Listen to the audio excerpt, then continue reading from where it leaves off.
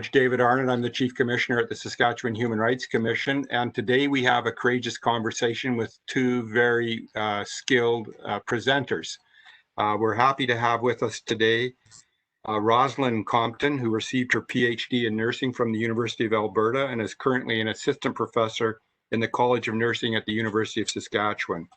Her research interests include older adults, aging in place, independence, narrative gerontology, and narrative care. Rosalind works, does recognize the importance of understanding older adult experiences in relation to place, identity, and how social, cultural, and institutional narratives influence the stories that are told. Rosalind's research always uses a patient-oriented approach to understand the experiences of older adults and their family caregivers concerning quality of life, interprofessional care, family presence, and care across the continuum. So we welcome Rosalind. Also, we have with us today Marilyn Barlow. Marilyn is retired from the Saskatchewan Health Authority after 40 years of working as a registered nurse in direct care. After becoming a patient and family advisor, Marilyn was introduced to the world of research and is currently a research assistant at the College of Nursing here at the University of Saskatchewan. Marilyn also currently sits on the Saskatchewan Registered Nurses Association Council as a member at large.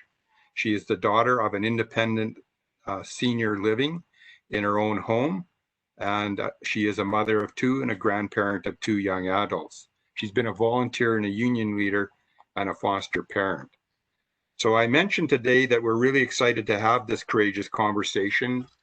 Our two presenters are going to speak back and forth. They have a shared presentation about ageism in healthcare. And we're excited to do that. There's a high subscription to today's courageous conversation. We're happy to see that. And it just keynotes the interest in ageism and the intersectionality of that with a number of factors. We know that ageism is a big factor in healthcare. We're going to find out about research, some data, I hope, and recognize fundamentally that systemic ageism is a systemic issue requiring a systemic solution. Now, we also have a special guest with us today. That's Rosalind's mother, Miss Jan Compton. She's joining us from Hervey Bay in Queensland in Australia. So we're happy to have her on the conversation as well. With that, then, I'm going to introduce our two speakers and ask them to start their presentation. As you may know, if you, and I should remind everybody, our speakers will present for about 40 to 45 minutes or so, and then we'll take questions. Those questions will be presented by either Adam Hawboldt or Daryl Sive, who are watching. You can put your questions in the chat section of the presentation here on WebEx, and they will read the questions to the whole group and elicit the answers. So we're really pleased to have this conversation. It's a very important topic in Saskatchewan, and the whole notion of systemic discrimination in healthcare is a big issue, and ageism is a big factor in that for a whole lot of reasons. With that, then, I invite you to start, Rosalind and Marilyn. Welcome to Courageous Conversation. We've had well, and we're happy that you're here today. Well, good morning, everyone, and thank you very much for the patience. We've got my mum on FaceTime, so I haven't taught her to mute her screen, so we might have a little bit of noise coming in, but we'll try to undo that. So thanks very much for coming. This is a really interesting topic, but also I think at the moment during the pandemic, it's quite, I guess, on the tip of the tongue of so many people when we're thinking about long-term care, older adults' choices and abilities to make decisions for themselves. I'm hoping that we'll have some questions and conversations at the end about some key topics that we might have raised during our conversation between Meryl and I, but also some conversations about what you hear or what you understand about ageism and how that really impacts the way that you interact, I guess, intergenerationally with young and old, and how do we, I guess, in some ways stamp out ageism in our conversations. So I just want to thank you for attending today. The topic of ageism is really close to my heart, and I will share my story and Marilyn will share her story. So we're trying to go backwards and forwards between our two conversations. And I really want you to try and stop and think and reconsider how society constructs ageism and what it really means to grow older. And I want us to try and think about growing older rather than getting old or aged or ageism. All of us, and hopefully at the end of this, we'll all realize that we all grow older, we don't get old. So I had a look around to see, where does ageism start? How do we begin to learn about ageism in society, and what pushes us to think that it's acceptable? So I looked at some in the latest U of Alberta journal for alumni, and there was an article there from a teacher and 5 students. He had grade 5 students write to long-term care residents during COVID. And I want to share two parts of that. The first quote is, "I know you're old and stuck inside." Thinking about that, is that about ageism? Is that a starting sign that people find older people as stuck inside, unable to contribute? The second one is, hopefully you have a device to talk to friends and family with. If not, even a phone will work. You just won't be able to see them. What does this say about ageism? Is that an ageist statement? Are we happy to brush that off and not think about the effects of growing older and the assumptions that we make that because I can use technology, you can use technology as well, and we can use it the same way? I then want to think about another quote. This came from feedback that I recently received from reviewers on a grant proposal that I wrote not very long ago. I'll read it out to you exactly how it was written. Understanding the perspectives of older adults about transitioning from assisted living to long-term care is not a topic that CIHR may readily fund. That's the Canadian Institute of Health Research. Rightly or wrongly, older adults have little choice of if, when they move into long-term care. Our system is not designed, nor does it support a free movement from community and or assisted living to long-term care. It is simply not possible. This begs the question, why seek the preferences of older people for a situation where they have very little choice? Is it ethical to answer the proposed research question? So when I think about the children's comments and then how you see this unfold in older adults, are we looking at that intergenerational sharing of ageist perspectives that are replicated time and time again across the generations and within all societies? So now that we've kind of set the scene about ageism and trying to see that systemic nature of it and how we might be able to accept it without really questioning it, I'd like to share a conversation, and it's the story lived alongside my grandmother as she grew older. And Marilyn will contribute to the story by sharing her experiences and the experience of participants from our current research in long-term care. So what's old? I phoned Grandma regularly, but her hearing was going, and sometimes we laughed at what she thought I said. Her mind was sharp and she was still busy with her friends. She was 91 years old. Grandma told me about a friend who was doing so well for being old. Her friend was 94. Now, Grandma said, that is getting old. So over time, the stories I listened to in Grandma's front room came to be about growing older in her home. Looking back, I understand her stories are about her experiences. These included Grandma no longer being the president of associations, but she continued to remain active within these organizations At the age of 91, she decided not to drive anymore. Instead, she accessed public transportation and accepted offers from friends to attend appointments, church on Sundays, and social activities. As her hip pain increased, she required support services to clean her home and tend to her garden. However, she continued to water her potted plants on her front veranda. Marilyn, do you want to share a little bit about your story in relation to this? Sure. I'm very new to research, and in the very beginning, when I was beginning to understand what it was all about, I was told that research within long-term care was just so difficult to do, and I wondered why. Pre-COVID, I was conducting interviews as part of a research project. Very few residents who were willing to participate could not complete our survey and provide their valid opinions. One older adult even thanked me for taking the time to ask her opinion and then to record it. She said nobody had talked to her like that in a really long time. People of this generation are used to being very busy. They are hard workers and they want purpose in their lives. The following quotes that we received through our research study make you pause and think. And I'll just read a few of the quotes that we received. I take part in all of our activities. I don't know how meaningful they are. Spending time with like-minded people, not as often as I would like to.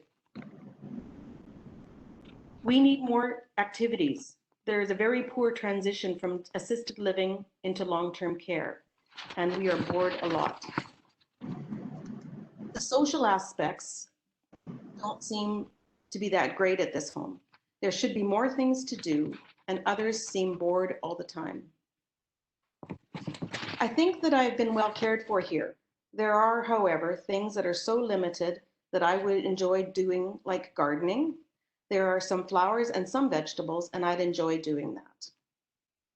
I feel lonely a lot of the time. These are statements made by seniors when they're answering the survey that we did on quality of life measurements. Rosalind? Think about my grandma's story. The awareness of the shifts in grandma's stories highlighted my understanding of the connection between who grandma was in relation to others and also place. Through her stories, I recognized grandma as a person, as an interdependent being. So an interdependent being is a person that we give and take. It's not about equity. I give you as much as you give back to me.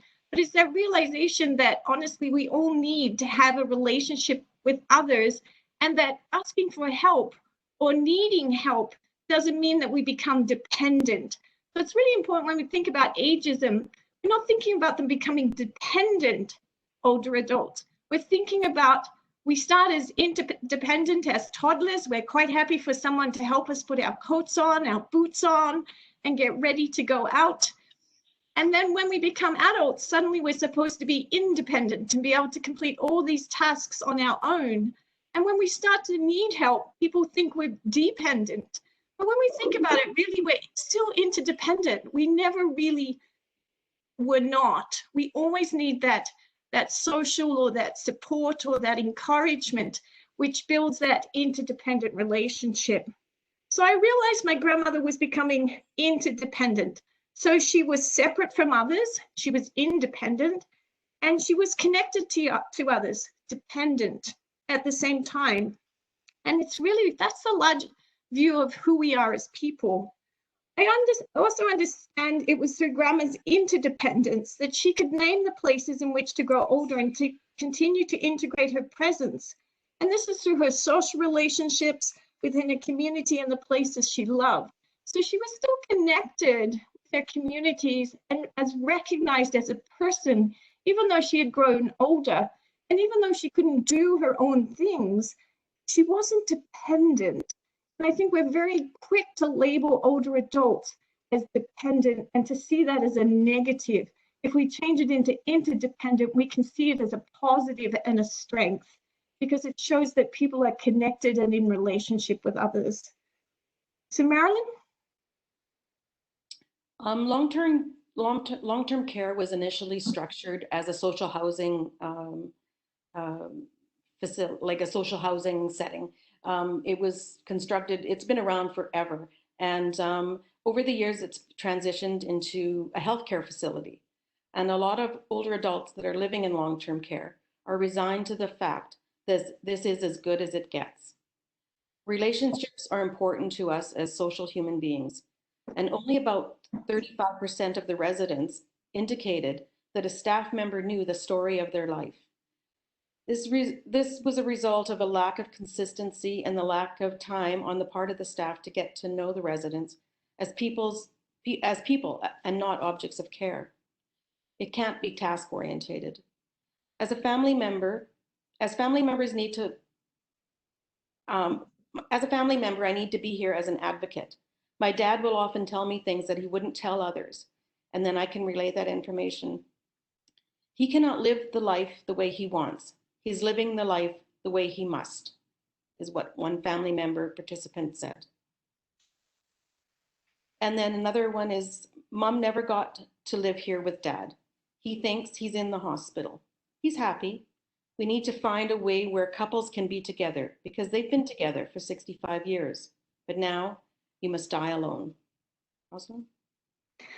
So as I continue to live alongside older adults in my life as a wife, a friend, a nurse, a researcher, a member of community, I often pause and remember the stories that I lived alongside Grandma in her place as she continued to grow older. I now appreciate the importance of our ability to define the person we are and who we are becoming. Just because we grow older, we are not stagnant. We don't cease to grow. We don't cease to have interests or hobbies or make new relationships or go new places. We are open to surprise, to speak, to dance, to build, and to dream. However, sometimes stories are told within ageist societies stifle these new stories. Society tends to feel, and Marilyn was talking about older adults living in long-term care being bored, lonely, not having meaningful activities to pursue. And possibly that's an ageist perspective that once people come to long-term care, they're here to die. They're not here to grow or engage or further their lives. They are stagnant. They've hit a point and they cannot grow any further. So Marilyn? When my mom was 82 years old, she provided respite to the older fellow. He was 91 across the street. She would go and sit with him while his daughter ran errands. It gave my mom a sense of purpose, and she felt useful and she felt needed, and they both enjoyed each other's company.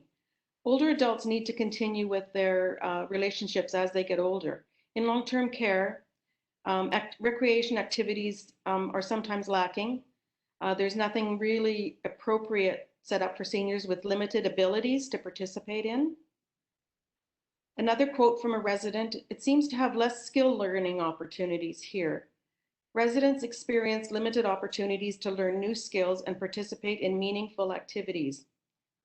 Only about 30% of residents and family member participants indicated that residents could learn new things most of the time. He is quiet. He's easy to leave alone. So they don't seem to give him enough time out of his room. Another woman said to me, I've had a wonderful life. I've traveled all over the world. I've lived in many countries. And now I'm stuck here. We don't all enjoy playing bingo. Rosalind?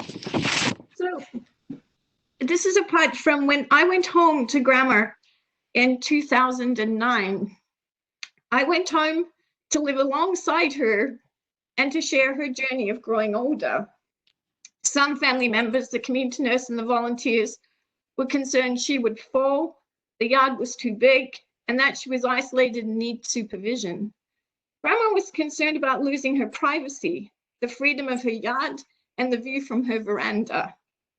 She was told to move to the hostel just down the street. It really was just down the street, a couple of blocks down. We walked past it every day. Whenever we went out, whenever you left Grandma's house, you had to drive past the hostel. So she knew it quite well. And she often talked about the place, and I could see her becoming unsettled and upset. She'd been there many times to visit with friends, as a volunteer to the elderly, and as a guest after hospitals stay to regain a strength and a couple of pounds. But she always said, there's no privacy, no space for dreaming, no gardens to tend, and no view. And she always said, I will not go to this place they want me to. The Quality of Life survey asks a number of questions, but who determines what quality looks like? And it's the person themselves that determines what measure of quality they want in their lives. It's all about perspective. I want to be a purple hat lady, but I'm not sure I'm old enough yet. I don't want to order off the seniors menu because the leftovers are going to be my lunch tomorrow. It's all about the choices you are able to make and the choices that you're allowed to make. A few more quotes from the people that responded to our survey. The challenges are when you can't complain, is that you get ignored and you don't get attended to, which speaks to respect. Sometimes they don't even knock, they just walk in. Everyone thinks that I should have my door open and I don't want it open. Some nights we're pressured to get to bed early because of staff scheduling. The second aide goes home at 10 o'clock, and so I must go to bed at 10 o'clock because I'm a two-person lift. No, it's not when the staff are ready. It's not when I'm ready, it's when the staff are ready about choosing to get up in the morning. And it also, do you choose what time to get up in the morning? It all depends on if I want to eat breakfast or not. Being able to express opinions. If you say something that agrees with what they think, you're allowed to express your opinion. This is not a hospital. This is a care home. People come here to die. You need to use a lot of persuasion to get any services.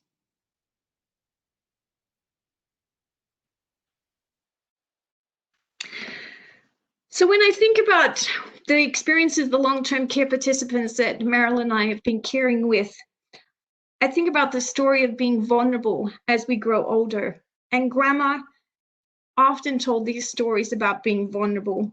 She felt like she was losing her identity as people began to assume she was no longer able to make good decisions and to live life others deemed unsafe. Grandma was no longer able to cut the grass, clean her home, stand for long periods to prepare a meal, change the linen on her bed, and hang the sheets out in the line to dry. We live in Australia, so we have a clothesline. And to walk to the clothesline, you had to go down 5 stairs. And my grandmother absolutely refused to have a rail installed on those stairs.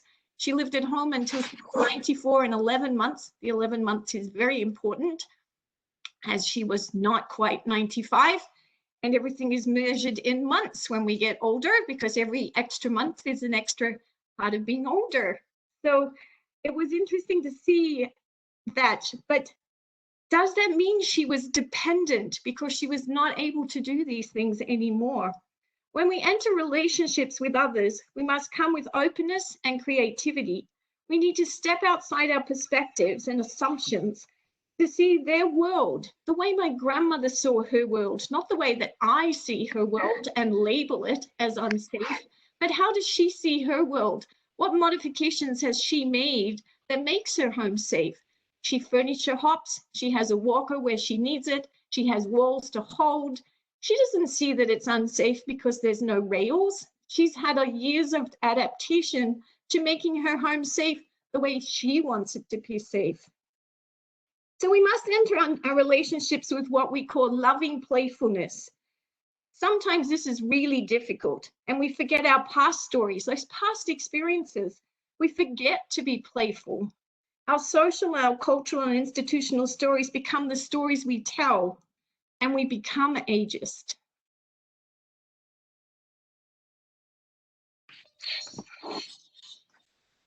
I believe that we can also be guilty of something called self-ageism. We say things like, I'm too old for that. When you want to go and see your doctor and you're only allowed one complaint, you have to choose which one is the most important, and often will settle for ignoring some of the other ones. You often assume somebody is perhaps hard of hearing because of their appearance. it's those assumptions that we make that dictate how we're going to be treated by other people. Choices matter, and choosing a positive perception of yourself and making yourself a top priority, eating healthy, regular exercise, maintaining your mobility, even though it's really hard, are some of the things that you have to do. A few more quotes from our survey. And it was in regard to, do you get to choose what you want to wear for the day? The decision is made for me. The decisions are made for her, so it's up to the staff. If I'm here, and this is a family member, the staff will allow me to decide what she's going to wear for the day. It's part of the home's routine, going to bed and getting up. I don't have a choice. When help is needed, and I'm told I had to do my report, I think the residents are more important than report. Many times I hear mom calling out for someone to help her, and no one comes to help. It's not like they ignore her. It's just the way the system is. Rosalind?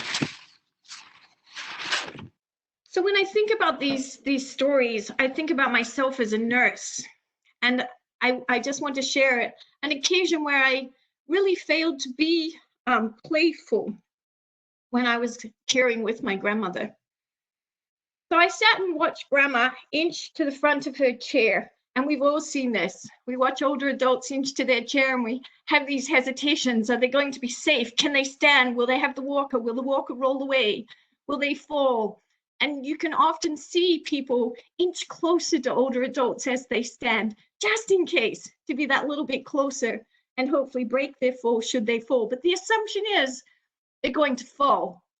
Whereas for my grandmother, that was not the case. She never fell standing out of a chair. So as I watched Grandma inch to the front of her chair and prepare to stand, she needed to use the toilet. Slowly, she lifted herself out of the chair, steadied herself, and walked down to the hall.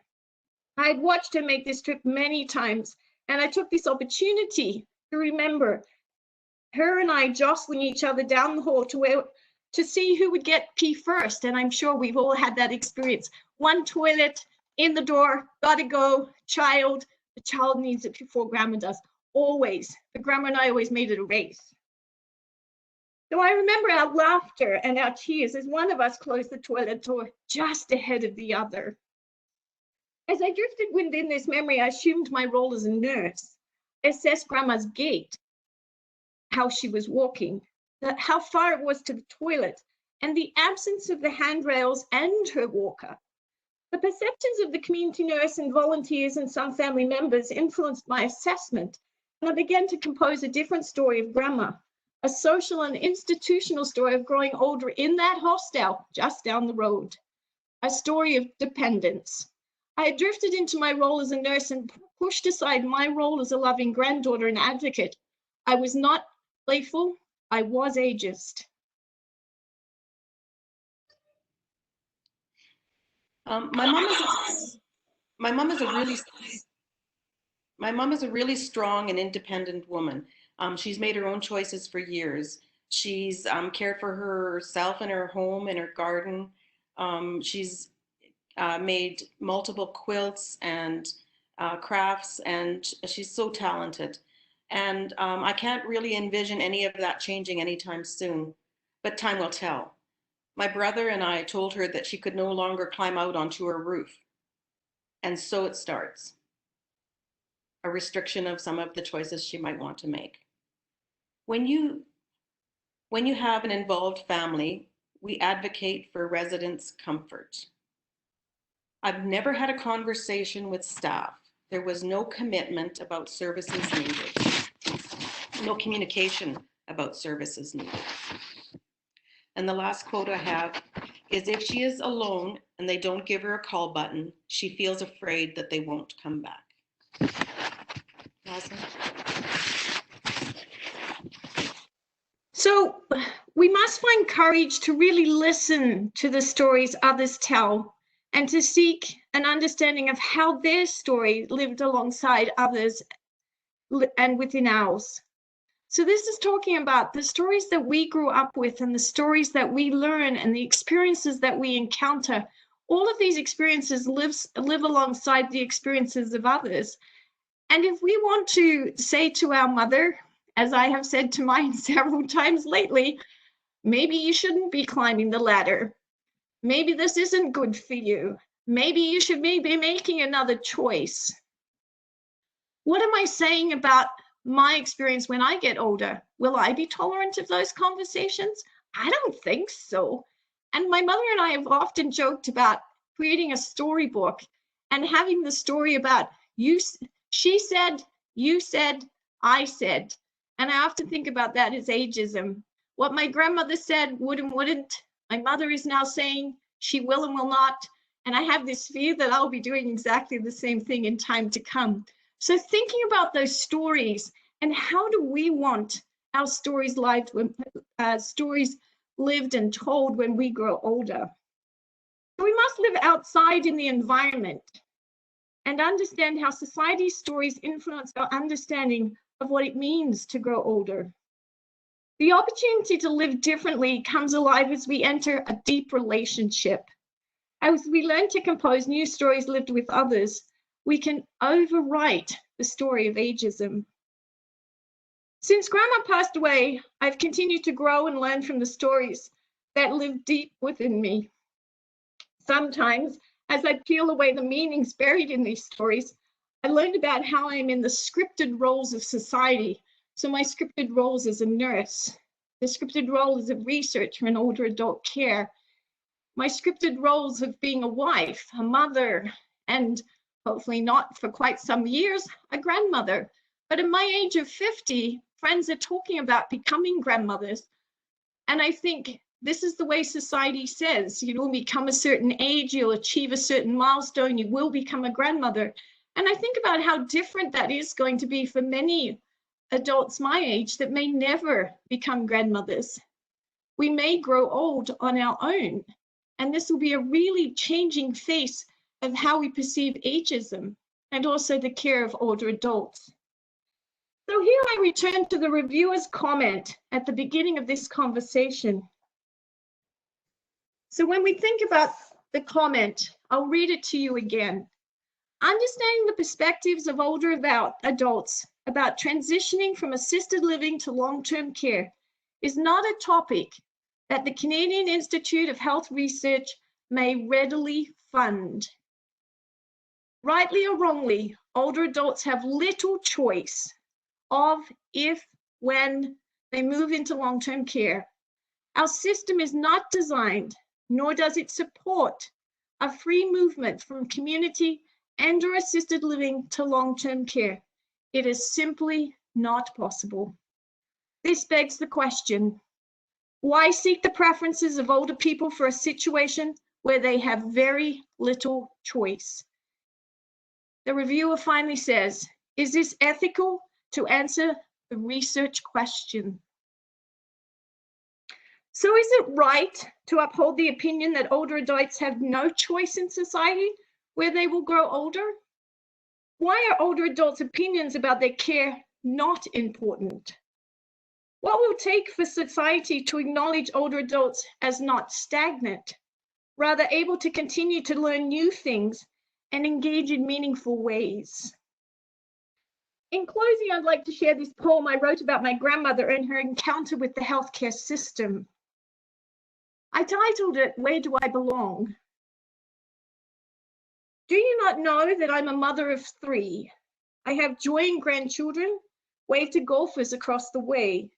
I play cards with friends, attend church and volunteer. I am social, you see. Do you not know that I live alone?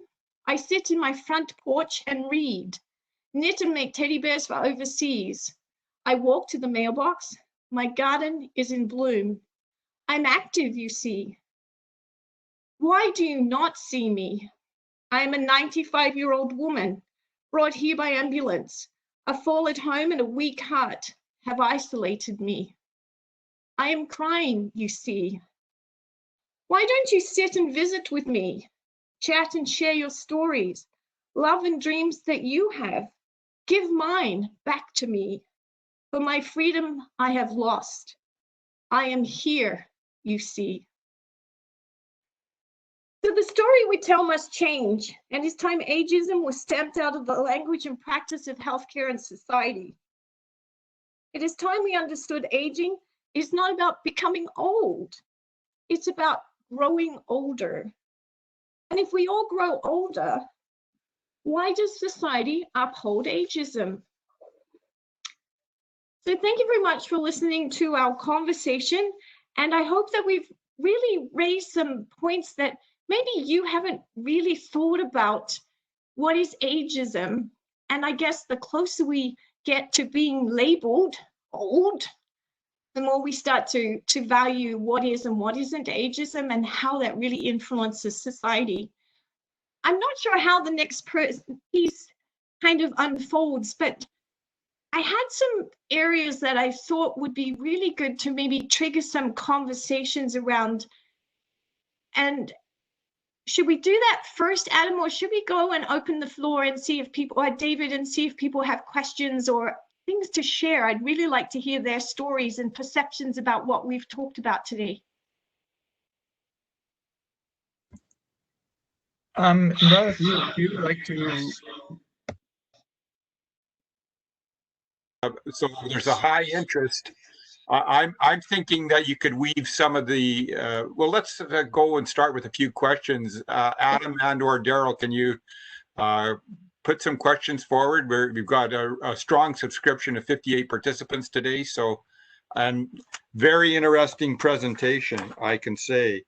You know, I think ageism is deeply ingrained in the culture, and the lexicon is everything. And what you've challenged us about the lexicon, and it's so critical just to help get a foundation to start to address these issues. But with that then, Adam, do you have some questions to put forward?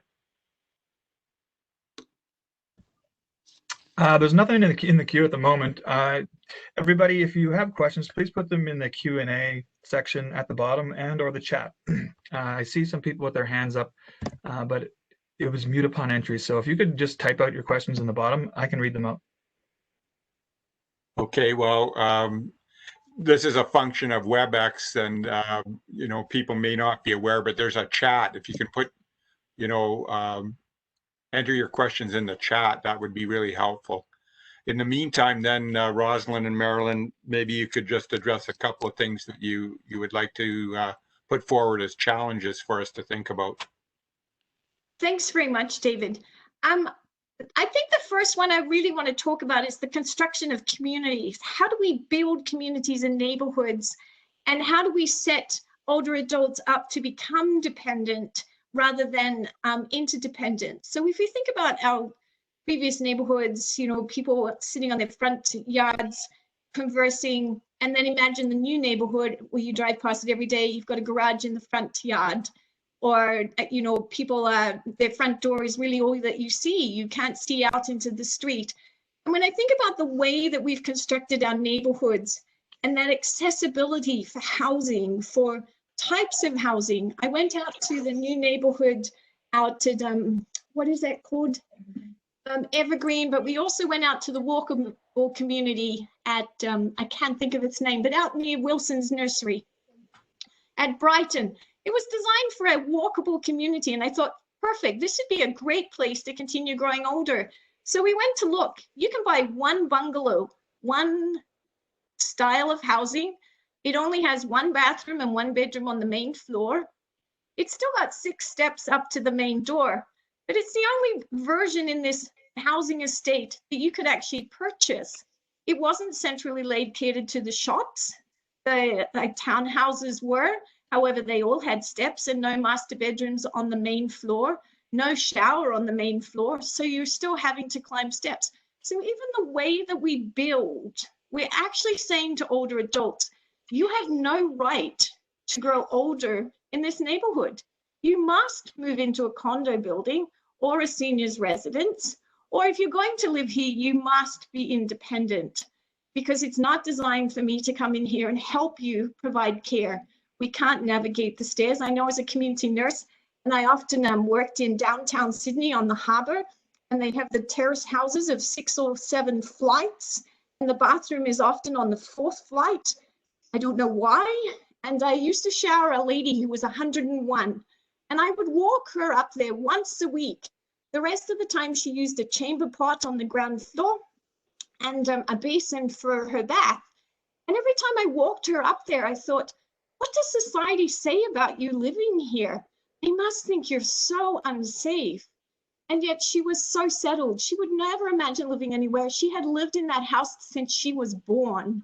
So there was no way of negotiating for her to move elsewhere. Her parents had grown older there. She had grown older there. And they were using the same chamber pot that they had when she was a child.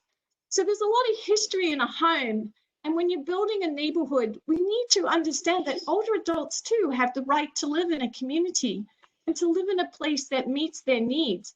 If we're designing these communities, we should be able to have them to age in place and not force them to move out.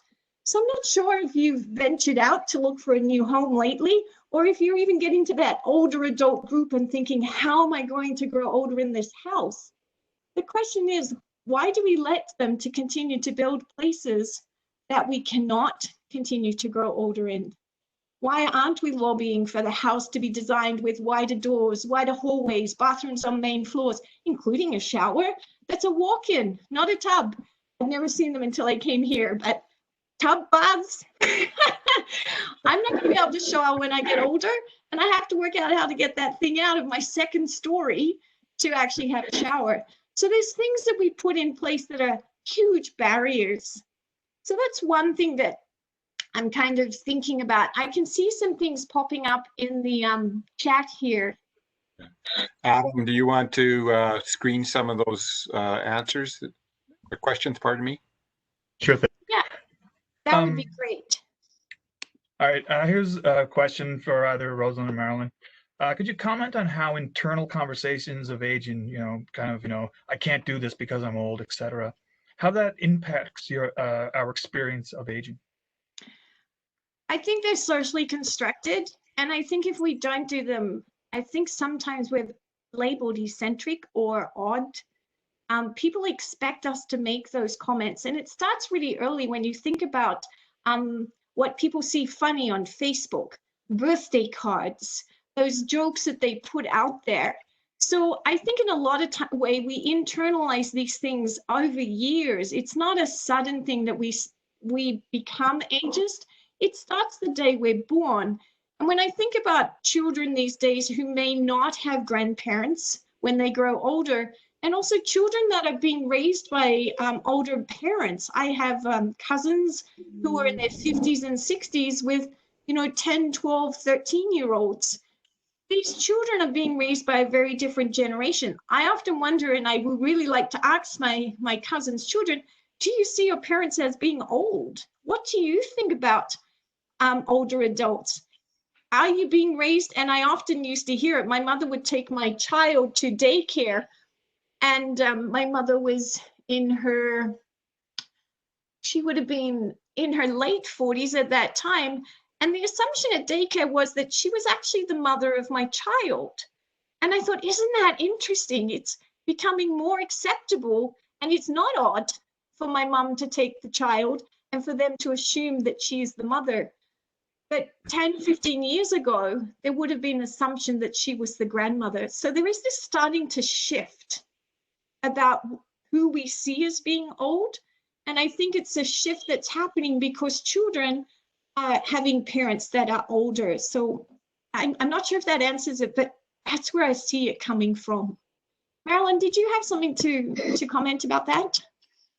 I think it's a lot of perceptions of other people. Just the other day, my granddaughter said to me, "Grandpa is really old." And I'm only 1 year younger, but she considered me not old. So, and we didn't delve into it more, but I should have, just to see why she felt that way. But it's perceptions, and I think we need to have the perception of ourselves as not being old, as just age, as getting older, but not being old. You know, I think Yeah. it goes a long way. Okay. Another question. How do we draw the line between, stepping in, lending a helping hand to an older adult and just ignoring them, assuming that they can help themselves? That is such a good question. And I'm personally experiencing that at the moment with my mom, and that doctor that turns to you. I know it's on phone at the moment, but I have this sense that he's turning to me and asking me to make a decision. And I sit there and I think, what are you looking at me for? Mom is right there. Speak to mom, don't speak to me. And it's that deferral, and we seem to be very quick to step into it. So it's a real strong urge to step in and help older adults, because we make a lot of assumptions about them, but also we may be seeing them as frail, even though they are not. And I think that that's a socially constructed view, that older adults become frail, and hence we need to help them. But when you're struggling with that, do I help or do I not help? I often just think, what happened to just asking? And we often forget to stop to ask. And if you ask them, sometimes they will say, I don't need help. And it's a very firm, I do not need help. And sometimes you just have to let them live at risk. If they don't need help, you can't say, but you do, because then I know the result of that. It's not a pretty conversation, and there's a lot of hurt feelings. Or sometimes there's just that mutual standoff. You go one way, they go the other way. And it's not often very good.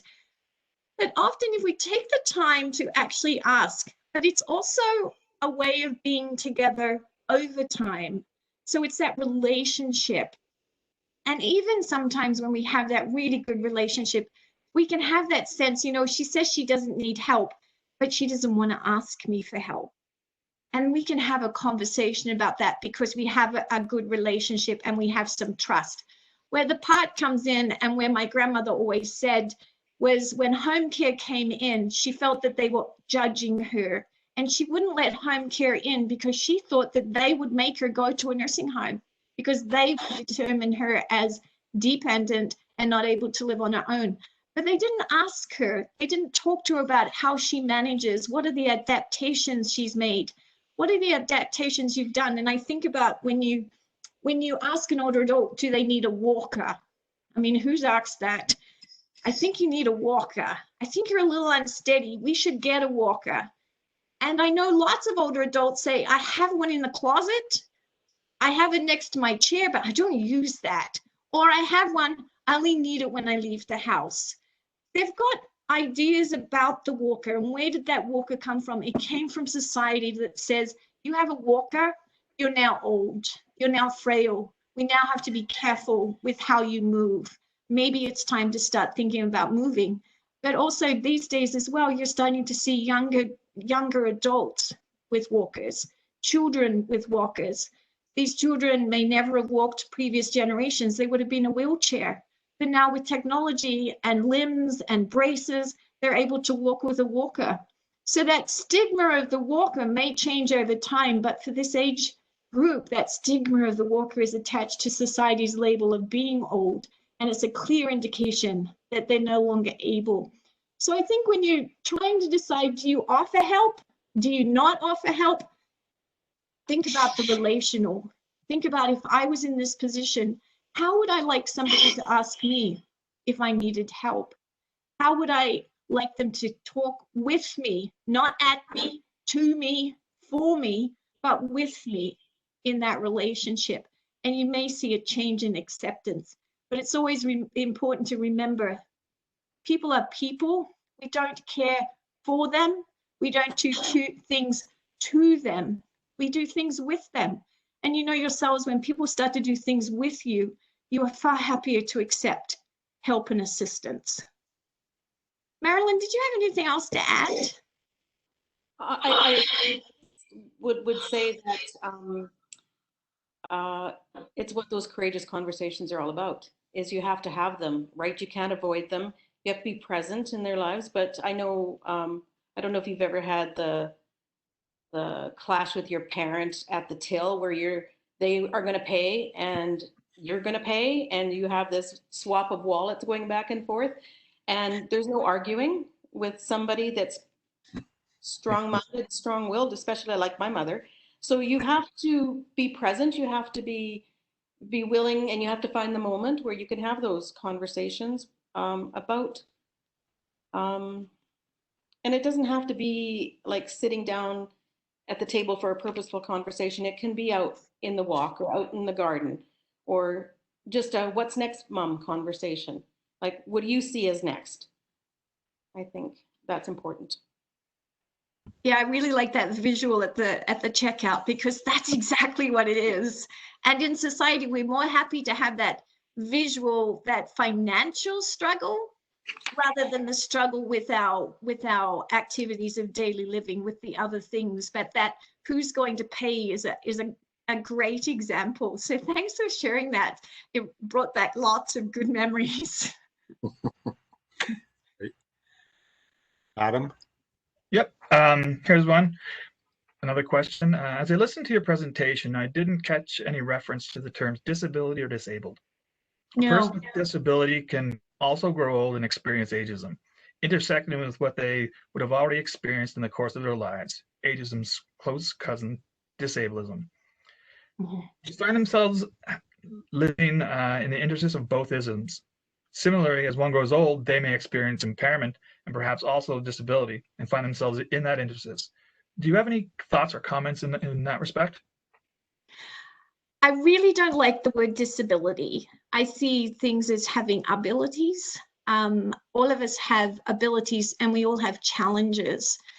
I think if we stop the isms and the labeling and seeing people as people, I think it really helps. All of us are different, and I might wear glasses and I may think that's quite a disability because I put my glasses on but take them off. Nobody really knows how blind I am. And I often find that with older adults, you know, people assume, well, they can't see, so their glasses aren't really going to help them, so we won't bother putting them on. Or you see older adults and their glasses are filthy dirty, and they just think that, you know, it's kind of fuzzy out there today. They can't see that their glasses are dirty, and people then make some assumptions. So I think that disability piece, that other-ism, is, are people really disabled, or have they got challenges? And I think around that in relation to my daughter, she has Asperger's. She lives on the autistic spectrum. And she made this great comment the other day. Well, actually, it's months now because COVID's been going on for some time.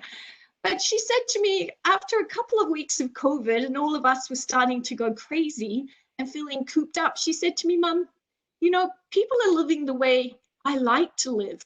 This is the way I prefer to live. And now people have to enter my world and live the way that I like to live. She said, for my whole life, I've had to live the way everybody else wants me to.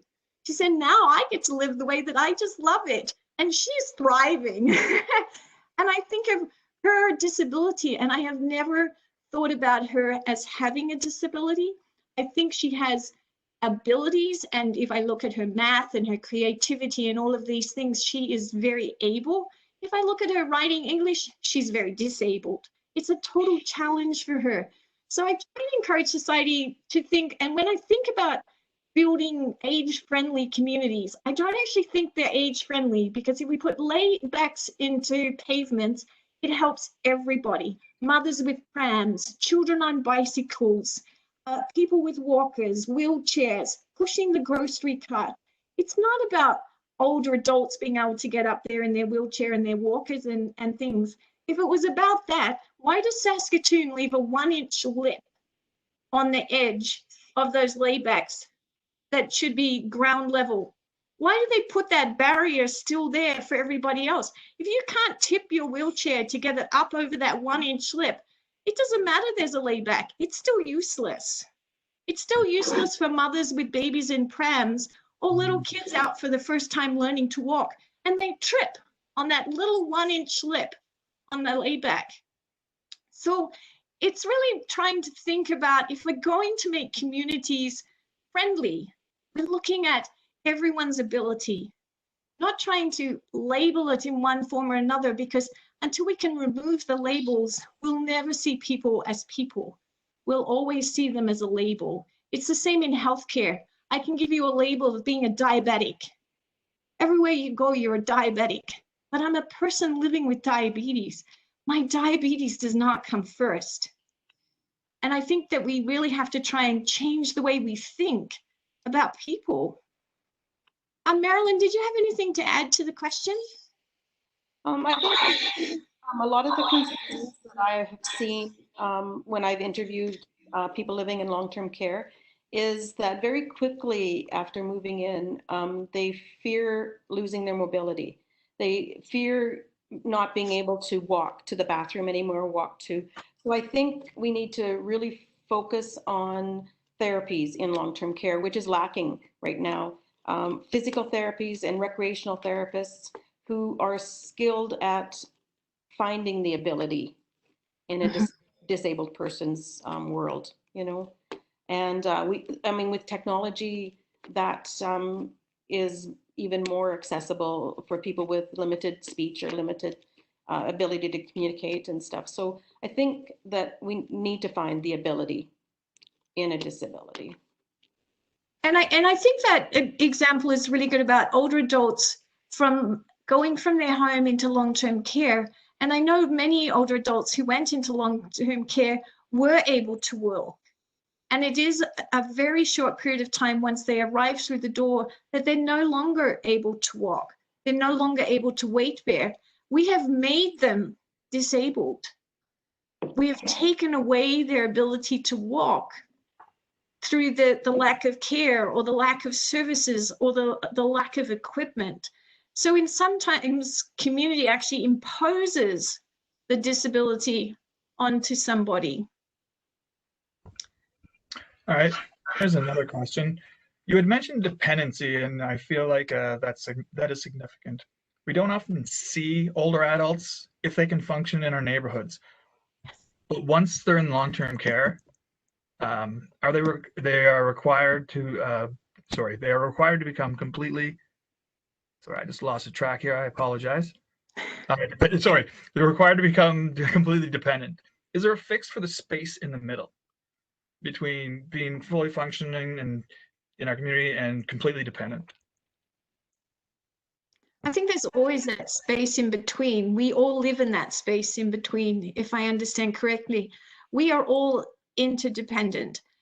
And sometimes I think we don't see older adults in our community because they're there, but we don't notice them. It's not that they're missing. It's just that we don't notice them until they need assistance or until they appear on the outside to be frail or needing some sort of equipment that labels them as older. When I look in the community now and I go out, there is way more older adults in our community than there are children in many situations. So it's not that they're not there, they are there. And if they're able to continue to be dependent or interdependent, then we're not taking notice of them. It's that turning point of needing services. And I think about older adults who live in my street, and that turning point is the community nurse car coming every day.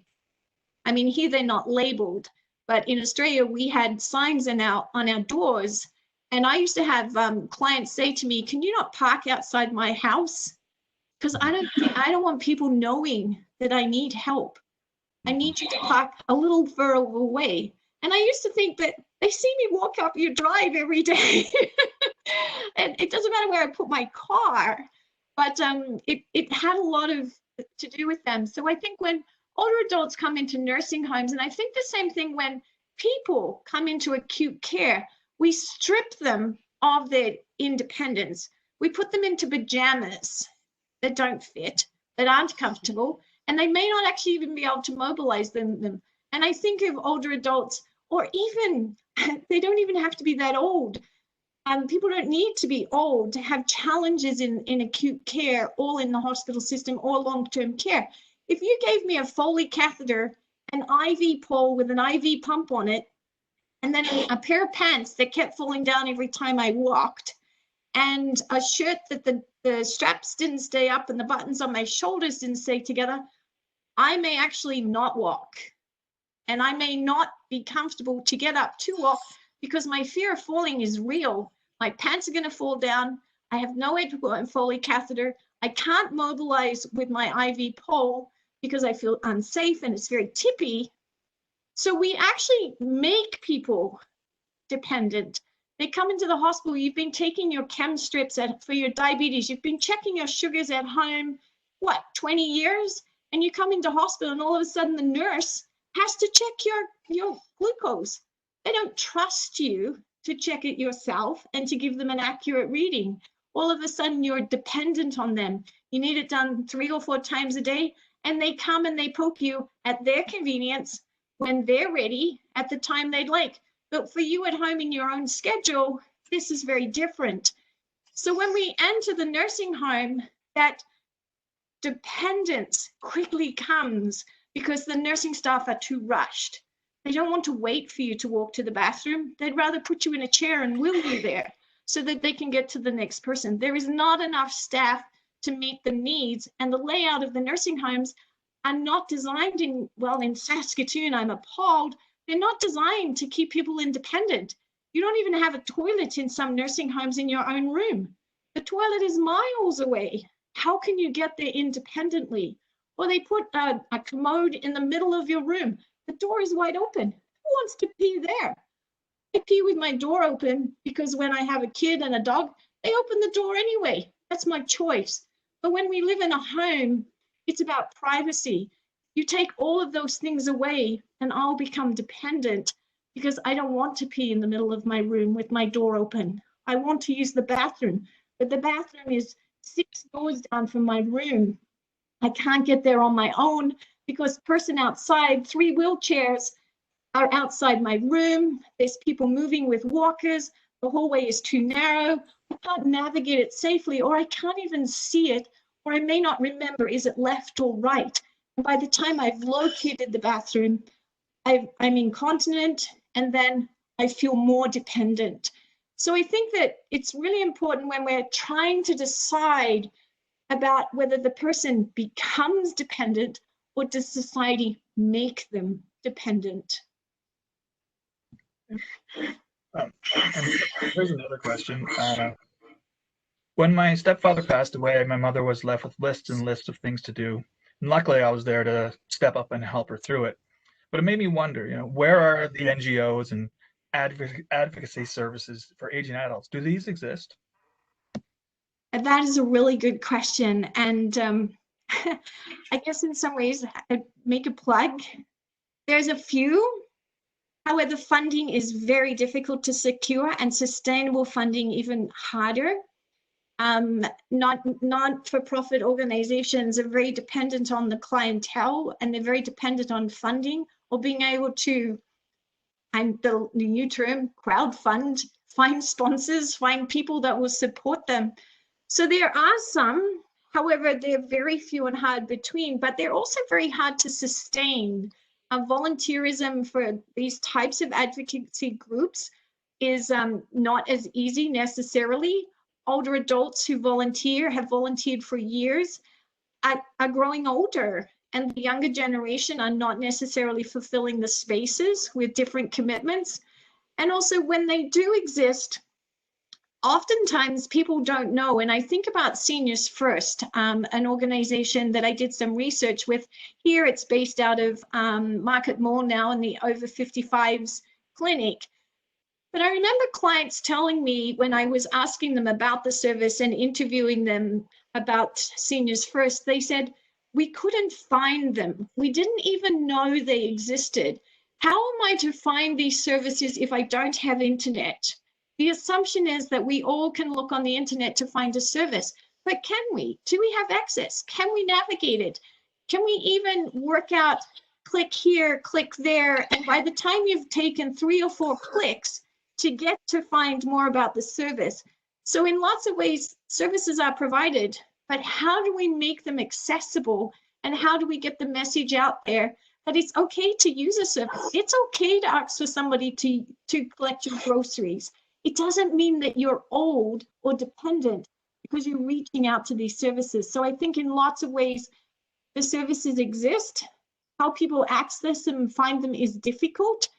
And when they are thinking about accessing them, there's this message that comes with it is, if I start saying yes to housekeeper or getting my groceries, or I give up my driver's license and I need Saskability transport, that people might start think that I can't look after myself at home. And hence, I'm a little reluctant to reach out to them. Marilyn? Yeah, I know that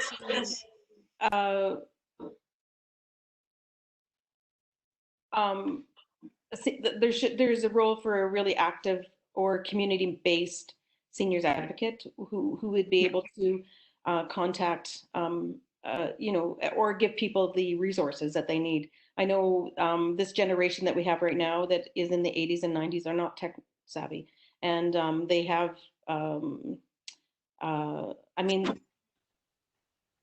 they often don't even, I mean, I know my mom won't have anything to do with the internet. She thinks it's a terrible thing.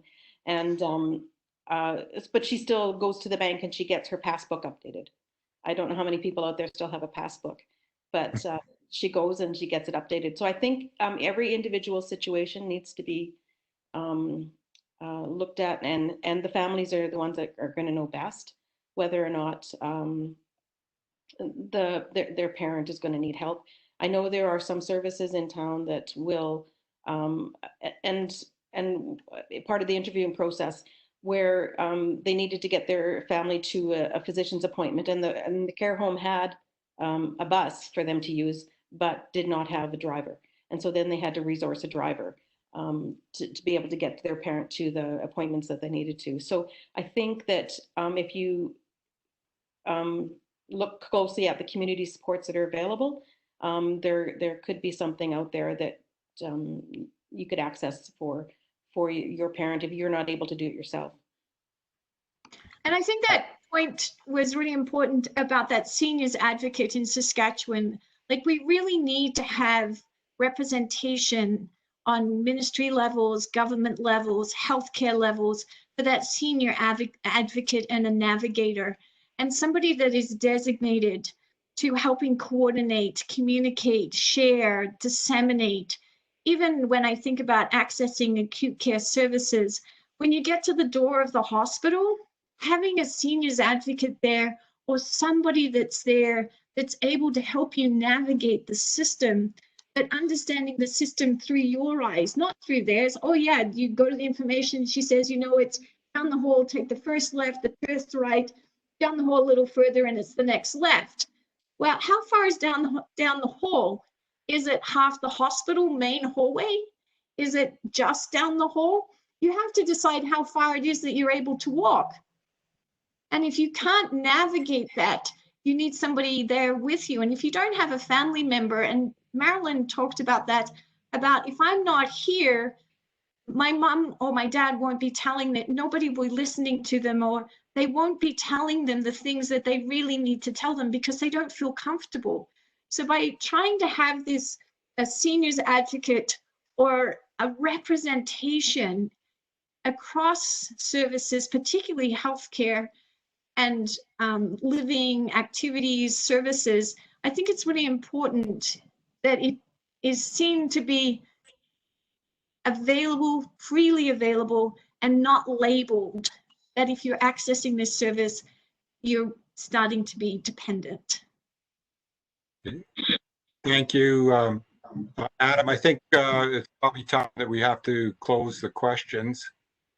So I'm going to say, I want to thank all the participants today. 57 people have been participating here. It's a huge subscription. We really appreciate that. That's the largest attendance we've had since we started doing these virtual Courageous Conversations due to COVID. Well, today our presenters really gave a compelling presentation with real practical experience and practical application. I know it's got many of us thinking about this in a different way. We have to do that. I see, you know, in our culture, there's just a sea of non-understanding. People don't understand the lens with which they should see aging. And it presents a real difficulty. I think it is deeply ingrained. I think we have to get into the schools actually in grades K to 12 and start to address these issues very early with students and children, to emphasize the responsibilities that we all have to everyone in society. With respect to those barriers in the built environment, it is appalling. We've been working on that. Daryl Seib, our Director of Systemic Advocacy, has been working on that for a long time. You know, it's unacceptable, really. We're trying to make changes in the to be built environment, and even that is going very slow, although there is some progress, and I'm hopeful that it will change. It's a, you know, a difficult, frustrating experience for any individual with mobility issues of any kind, which have been pointed out very clearly by Rosalind and Marilyn. We have to change that. The Americans have an Americans with Disability Act. It's the gold standard in North America. If you travel to the United States, you can see that these changes that are being made on accessibility are easily done at very little cost, and they serve many purposes, as Rosalind pointed out. It's everybody benefits from you know, a more accessible environment. All these privacy issues, very well done. I really appreciate this. This is a very important issue, and we're just sort of coming to grips with it. In Saskatoon, we have a group which many people would know as the Saskatoon Council on Aging. It's a very proactive, very strong, very articulate group working on these issues. I know Elliot Pos-Jensen and Murray Scarf are leading on those issues in that group, and they are community advisors to us at the Human Rights Commission. So we've had recent discussions on these very issues, especially the care homes, because of the COVID crisis, and you know, changing the whole approach to aging and the use of care homes and how those are going to be structured. I think there's a real opportunity post-COVID to deal with those issues.